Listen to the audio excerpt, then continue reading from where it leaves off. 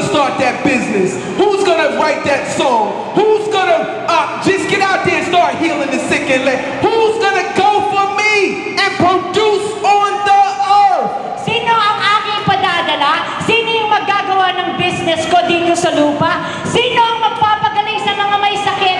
Sino ang aking padadala dito sa lupa para ang aking kaharian ay mag-expand at makita at mangyari dito sa mundo?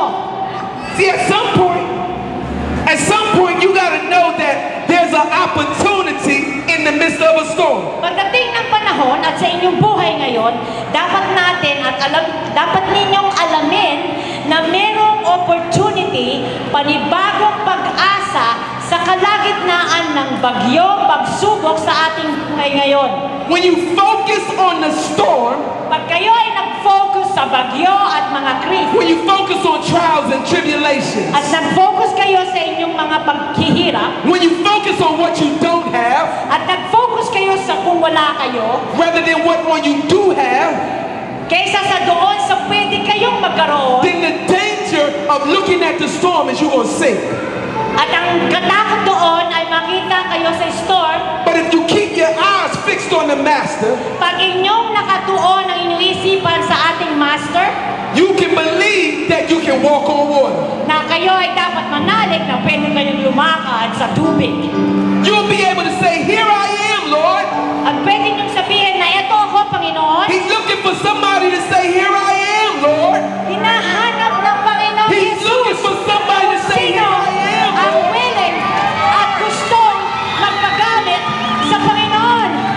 Sino ang gustong magpagamit? Gusto ba ninyong i-send kayo ng Panginoon? Kayo ba ay available na kayo ay padala ng Panginoong Jesus dito sa lupa? He's looking for that person that's going to solve, who got to cure the AIDS on the inside of him. He's looking for that purpose that's going to solve the ozone layer problem. You got the solution to a problem in this world that people are waiting for.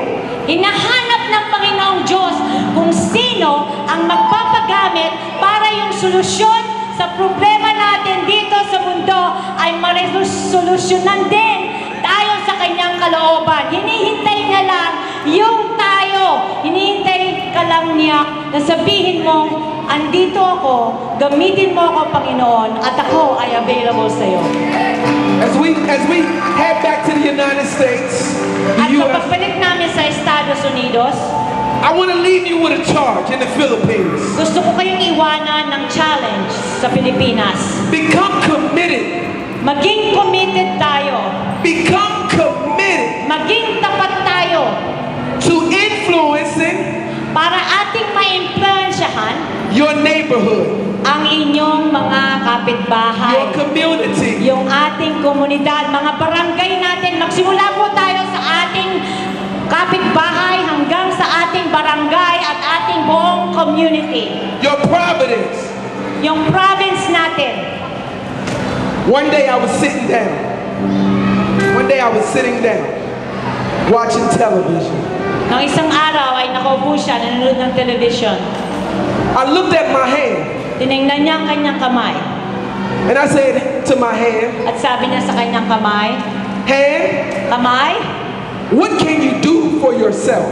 ano ang pwede mong gawin para sa iyong sarili? And I played with my hand for a little while. At kaya aking ginalaw ang aking kamay. I realized At aking na-realize that the hand na ang kamay was not created for the hand. ay hindi ginawa para sa kamay. The hand Ang kamay was created ay ginawa for the rest of the body. for the rest of the body. For the body of Christ.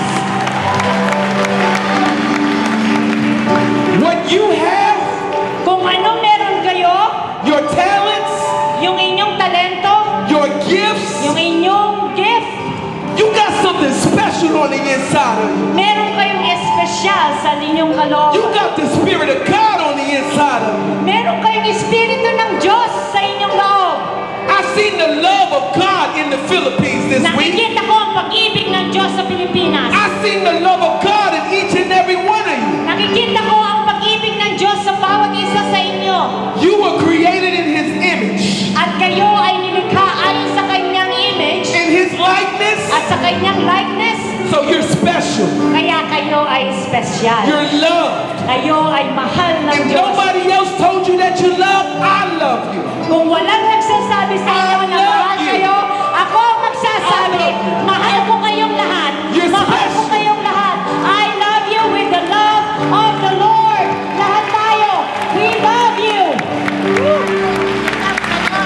Become committed to developing your gifts. God want to use you.